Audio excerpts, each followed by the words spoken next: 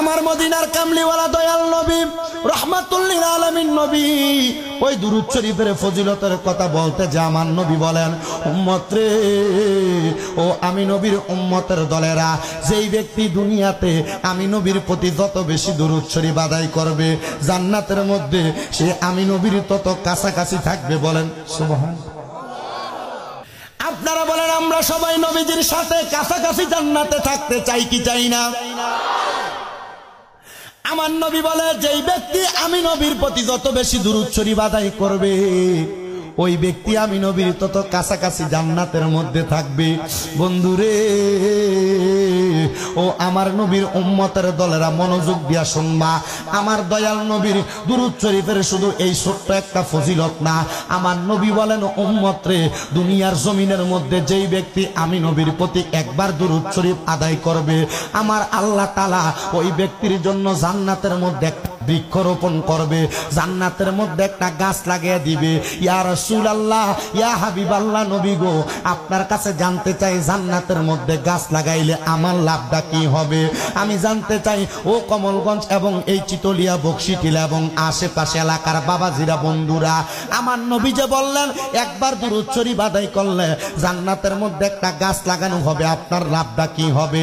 আমি জানতে চাই, কমলগঞ্জ বাজারের মধ্যে যদি কারোর নামে একটা দোকান থাকে, ওই দোকানে যেই ব্যক্তির দোকান, সে যাবে কি যাবে না? মনে করেন মেম্বার সাহেবের একটা দোকান আছে কমলগঞ্জ বাজারে, ওনার বাড়ি হইল বকশিটিলা, ওনার দোকানটা ওইখানে থাকার কারণে উনি ওই দোকানে যাবে কি যাবে না?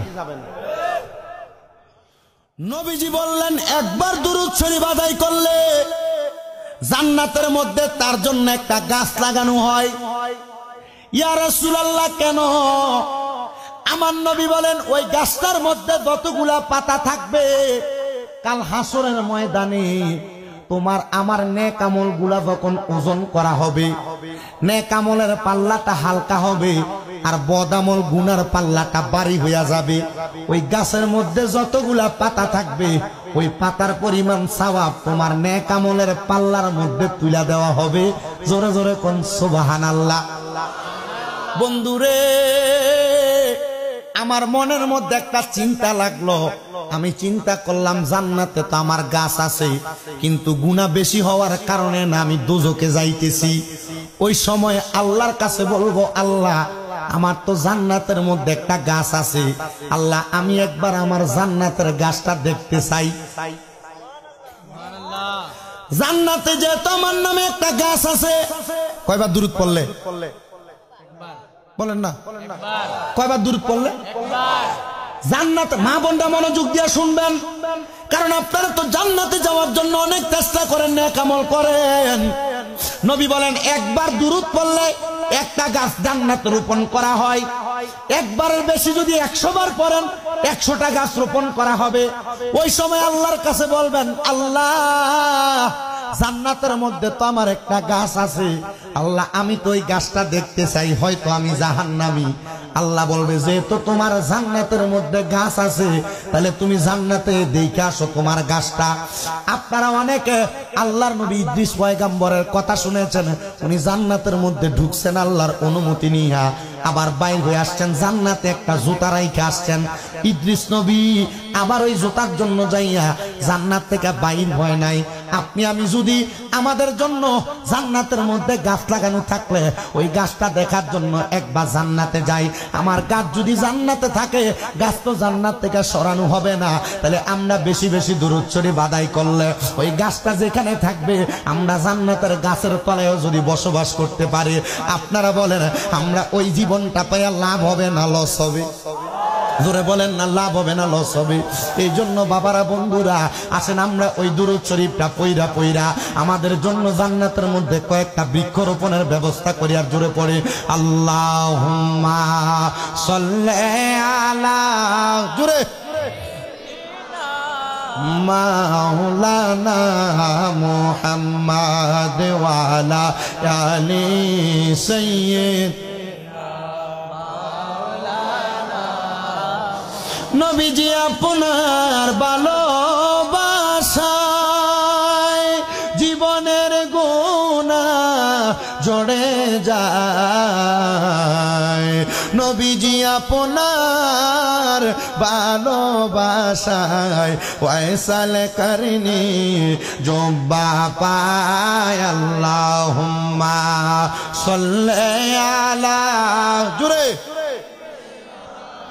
মাওলানা মুহাম্মদ ওয়া আলা আলি সাইয়্যিদিনা। সবাই জবান খুলে একটু জিকির করেন লা ইলাহা লা ইলাহা ও লা ইলাহা ইল্লাল্লাহ ও লা ইলাহা ইল্লাল্লাহ লা ইলাহা লা ইলাহা আল্লাহ সারা মাবুদ নাই আমার নবীজি সারা ও পাই নাই বলেন আল্লাহ সারা মাবুদ নাই আমার নবীজি ছাড়া ও পাই নাই। ওই নবীকে পাইতে হইলে ওই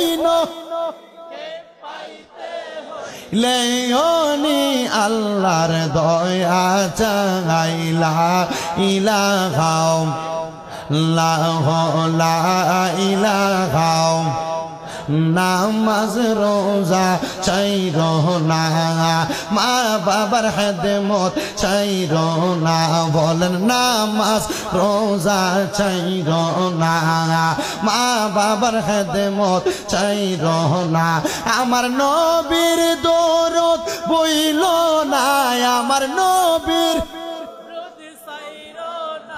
আমার নবীও তোমায় বলবে না লা ইলাহা লা ইলাহা হায়রে অনেক দূরে মদিনা আমরা কেমনে যাব জানি না। আপনারা বলেন চিতুলিয়া বকশিটিলার মানুষ মদিনা যাইতে চাই কি চাই না? কারা কারা যাইতে চাই ডান হাত তুলে আল্লাহকে দেখেন আর জবান খুলে একটা তাকবীর দেন নারে তাকবীর আল্লাহু আকবার। আল্লাহ ভাই সাহেব আওয়াজ দিয়ে মদিনা যাইতেনি সিলেট ওসমানী এয়ারপোর্ট যাওয়ার আগে জাকা ভাঙছড়ি যাবে মদিনা যাইতে চাই কি চাই না? যারা যাইতে চাই জবান খুলে একটা তাকবীর হবে নারে তাকবীর তোর ক্যামেরা নারে রিসালাত আহলে সুন্নাত ওয়াল জামাত চিতুলিয়া বকশিটিলা জামে মসজিদ জুড়ে বলেন মারহাবা। মদিনা যাইতে চাই কি চাই না? তাহলে জোরে জোরে পড়েন অনেক দূরে মদিনা আমরা কেমনে যাব জানি না। দয়াল আল্লাহ দয়া করেন দয়া রেন নসিব করেন মদিনা লা ইলাহা লা ইলাহা হায়রে নামাজ রোজা চাইর না মা বাবার খেদমত চাইর না বলেন নামাজ রোজা চাইর না মা বাবার খেদমত চাইর না আমার নবীর দরদ বইল না আমার নবীও তোমায় বলবে না লা ইলাহা লা ইলাহা লা ইলাহা ইল্লাল্লাহু মুহাম্মাদুর রাসূলুল্লাহ সাল্লাল্লাহু আলাইহি ওয়াসাল্লাম। সবাই পড়ি সাল্লাল্লাহু আলাইহি ওয়াসাল্লাম। হে আমার চিতলিয়া বকশিটিলা এলাকার ভাই বাবারা ও আমার পর্দার অন্তরালের মা বোনেরা, আজকের জান্নাতের বাগান মাহফিলে আমরা কিন্তু দুনিয়ার কোনো কাজকর্মের জন্য আসি নাই। মাহফিলে সুন্দর সিন্নির ব্যবস্থা, আমরা সিন্নির লোভে পড়া মাহফিলে আসি নাই। আমি যদি প্রশ্ন করি, ও আমার মুরব্বী বাবাজিরা, আপনারা কেন মাহফিলের মধ্যে আইসা বসলেন? মুরব্বীরা বলবে, হুজুর আমরা জীবনে অনেক গুনাহ করেছি, লুকায়া লুকায়া গোপনে গোপনে গুনাহ করেছি। মুরব্বীদেরকে প্রশ্ন করে দেখেন উত্তর দিবে, হুজুর আমি আব্বার গুনাহ যদি আমার সন্তানে দেখতো গো, আমি আব্বারে আব্বা বলে পরিচয় দিত না। এ যুব সমাজের ভাইরা, আজকের মাহফিলে তো বেশিরভাগ আপনারা যুবক ভাইরা আছেন। আমি আপনাদের কারো সমবয়সী, কেউ আপনার আমার বয়সে বড়, আবার কেউ আছেন বয়সে ছোট।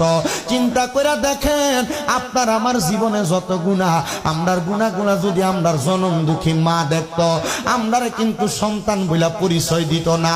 এ আমার পর্দার অন্তরালের আম্মুজিরা গো, মা বোনেরা পর্দার অন্তরালের মধ্যে শুনতেছেন, আপনারা চিন্তা করেন, আপনাদের জীবনের গুনাহগুলা যদি আপনাদের স্বামী দেখতো, আপনাদেরকে ঘরের মধ্যে জায়গা দিত না। ও এলাকার মানুষ চিন্তা করে দেখো। আর তুমি মনে মনে চিন্তা করো, তোমার এলাকার কোনো মানুষ যদি চুরি করে, রাস্তা দিয়ে যাওয়ার সময় মানুষ তারে ভালো মানুষ বলে না, চোর বইলা ডাক দেয়। ও আল্লাহ, আপনি এত দয়াবান, আপনি এত মায়াবান। আমি তো জীবনে অনেক গুনাহ করছি গো, আমি গুনাহ করার কারণে যদি আপনি আমার কপালে লেখা দিতেন আমি গুনাহগার, মানুষ আমারে ভালো বলতো না, মানুষ আমারে গুনাহগার বইলা ডাক দিত। আজকের মাহফিলের মধ্যে এই মাহফিল কমিটির ভাইয়েরা, আমি শামীম রাজারে প্রধান বক্তা বানাইছে।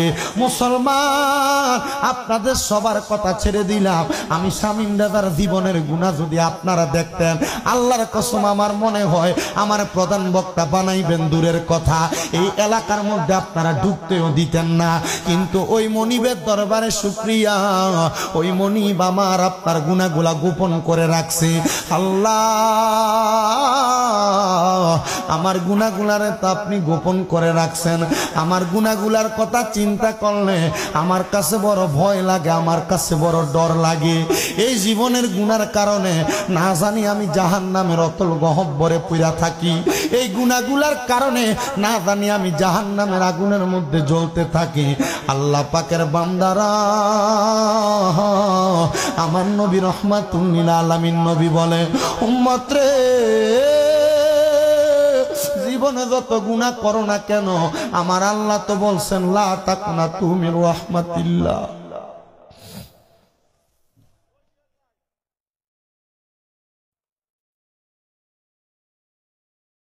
আল্লাহ তো বলছেন লা তাকনাতু মির রাহমাতিল্লাহ।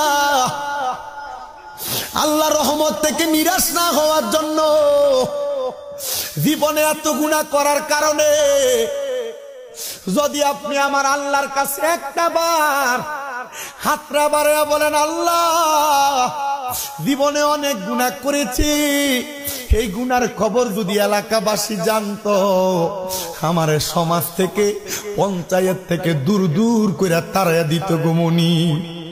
আল্লাহ, আপনি তো ইন্নাল্লাহ গফুরুর রহিম, আপনি তো সকল প্রকার গুনাহগুলা ক্ষমা করে দেন। আল্লাহ, আপনি একটা বার আমার জীবনের গুনাহগুলা ক্ষমা করে দেন। আল্লাহ, আমি জানতে চাই, ও চিতুলিয়া বক্সিটিলা জামে মসজিদের উদ্যোগের মাহফিল আগন্তক মুসল্লি বাবারা, ওই আল্লাহর কাছে আল্লাহ বলে ডাকলে যদি জীবনের গুনাহ মাফ চাওয়া হয়, আমার আল্লাহ বান্দার গুনাহগুলা মাফ করতে পারে কি পারে না? মুসলমান নবীর উম্মতের দল, আমার আল্লাহ শুধু গুনাহ মাফ করে না রে, আমার আল্লাহ শুধু গুনাহ মাফ করে না। আমার আল্লাহর প্যারা হাবিব মদিনা রহমতের নবী বলেন, আমার আল্লাহ তাআলার একটা না দুইটা না, আল্লাহ তাআলার নাম আছে 3000 নাম। এই 3000 নাম যেই ব্যক্তি মনে রাখবে সে তো জান্নাতি। সাহাবায়ে কেরাম বলে, ইয়া রাসূলুল্লাহ, এই 3000 নাম আপনার উম্মতেরা পারবে কি পারবে না এটা আপনি ভালো করে জানেন। আমার নবী বলে, কেউ যদি 3000 নাম না জানে গো, তার জবান দ্বারা যদি একবার ইসমে আজম আল্লাহ নামটা ব্যবহার করে, আমার আল্লাহ তাআলা একবার ইসমে আজম আল্লাহ নামটা ব্যবহার করার কারণে তার বান্দার জীবনের সব গুনাহগুলা মাফ করে দিবে। এজন্য আমার চিতনিয়া আজকে বকশিটিলা জান্নাতের বাগানের বাবাজিরা, যেহেতু আমার আল্লাহ একবার আল্লাহ নামটা নেওয়ার কারণে বান্দার সব গুনাহ মাফ করে দিবে, জীবনের গুনাহ মাফের আশায়, নাজাত পাওয়ার আশায়, জান্নাত পাওয়ার আশায় জবান খুলে উচ্চ কণ্ঠে একটু আল্লাহ তাআলার জিকির করেন। আল্লাহ আল্লাহ আল্লাহ। ইকুরা বন্ধ করো। আল্লাহ আল্লাহ আল্লাহ আল্লাহ আল্লাহ আল্লাহ আল্লাহ আল্লাহ আল্লাহ। জিকির করো জিকির করো জিকির করো মুমিন গণ, জিকিরেতে মাওলা রাজি আর রাজি নবী গণ। মাশাআল্লাহ। আল্লাহ আল্লাহ। জবান না খুইলা আল্লাহ আল্লাহ। জিকির করো জিকির করো জিকির করো মুমিন গণ, জিকির করো মুমিন গণ, জিকিরেতে মাওলা রাজি আর রাজি নবী গণ। মাশাআল্লাহ। আল্লাহ আল্লাহ। দিন পরিয়ার ফেরেশতারা আল্লাহর জিকির করে তারা, মানুষ হইয়া তোমরা কেন আল্লাহর জিকির করো না। মাশাআল্লাহ। আল্লাহ আল্লাহ আল্লাহ। জিকির করো জিকির করো জিকির করো মুমিন গণ, জিকিরেতে মাওলা রাজি আর রাজি নবী গণ। মারহাবা। আল্লাহ আল্লাহ। হস্ত দিলা সে বিবারে, জিবা দিলা ডাকতে তারে, নয়ন দিলা দেখিবারে, তবু কেন অন্ধ মন। জিকির করো জিকির করো জিকির করো মুমিন গণ। আল্লাহ আল্লাহ। জিকির করো মুমিন গণ, জিকিরেতে মাওলা রাজি আর রাজি নবী গণ। মারহাবা। আল্লাহ আল্লাহ আল্লাহ আল্লাহ। মুর্শিদ বাবা মাওলানা, আমরা তোমার দিওয়ানা, আমায় তুমি বইলা যাইও না রে মুর্শিদ মাওলানা, আমরা যেতো মারি দিওয়ানা। মারহাবা। আল্লাহ আল্লাহ। শাহজালাল মাওলানা, আমরা তোমার দিওয়ানা, শাহপরান মাওলানা, আমরা তোমার দিওয়ানা, আমায় তুমি বইলা যাইও না রে মুর্শিদ মাওলানা, আমরা যেতো মারি দিওয়ানা। মারহাবা। আল্লাহ আল্লাহ। মুর্শিদ প্রেমে মজিলে তোমায় কাছে ডাক দিবে, দেখাই দিবে সোনার মদিনা রে মুর্শিদ মাওলানা, আমরা যে তোমারি দিওয়ানা। মারহাবা। আল্লাহ আল্লাহ।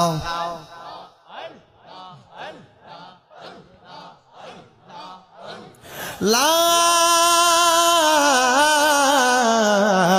ইলাহা ইল্লাল্লাহ মুহাম্মাদুর রাসূলুল্লাহ সাল্লাল্লাহু আলাইহি ওয়াসাল্লাম। সবাই পড়ি সাল্লাল্লাহু আলাইহি ওয়াসাল্লাম। মুহজ্জেজ সদরে মুহতারাম, আজকে এই চিতলিয়া বকশিটিলা জামে মসজিদের উদ্যোগে বাৎসরিক ইসলামী সুন্নি মহাসম্মেলনে সম্মানিত সভাপতি আপনাদের বকশিটিলা জামে মসজিদের সম্মানিত খতিবে মুকাররম আছে মাশাআল্লাহ। আমার ওস্তাদ না, আমার অনেক ওস্তাদের বয়স হুজুরের ছেলেদের মতো হবে। ওস্তাদ সমতুল্য বকশিটিলা জামে মসজিদের খতিবে মুকাররম আলহাজ কারি আব্দুল মুকিত সাহেব, বারাকাল্লাহু ফি হায়াতি, আল্লাহ হুজুরের হায়াতে বরকত দান করুন, জোরে পড়েন আমিন। সম্মানিত প্রধান অতিথি যিনি বিশিষ্ট আলেম, তরুণ এবং লেখক গবেষক শামসুল উলামা আল্লামা সাহেব কেবলা ফুলতুলি রহমতুল্লাহ আলাইয়ের সুযোগ্য নাতি, জিনাদের কথা আপনাদের দোয়ার বরকতে লন্ডনে আমার ওয়াজ শুনে অনেক ভক্তবিন্দু আছে। লন্ডনের মঞ্চেস্টারে আমার একজন মা মনোয়ারা খাতুন, বাবা সাইদ আহমদ সাহেব, ওনারা ফুলতুলি সাহেব কেবলাদের কথা আমাকে মাঝে মাঝেই বলেন। কেননা শুধু বাংলাদেশে নয়, ওই লন্ডনের বিভিন্ন জায়গা নয়, পুরা লন্ডনের এমন কোন এরিয়া নাই যেখানে আল্লামা সাহেব কেবলা ফুলতুলিদের দারুল কেরাতের শিক্ষা অথবা কোরআন হাদিসের শিক্ষার একটা মারকাজ নাই। তো আমাদের এলাকায় আমরা অনেকেই মাসলাকগত দ্বন্দ্বের কারণে কেউ এই দিকে চলে যায়, কেউ ওই দিকে চলে যায়, যায় না? আমি একটা জায়গায় মসলকগত দ্বন্দ্ব করি না। আমার নামের শেষে কিন্তু রেজা আছে, দেখছেন আপনারা? আমি একটা জায়গায় মসলকগত দ্বন্দ্ব করি না, কারণ দেখেন ফিলিস্তিনের জমি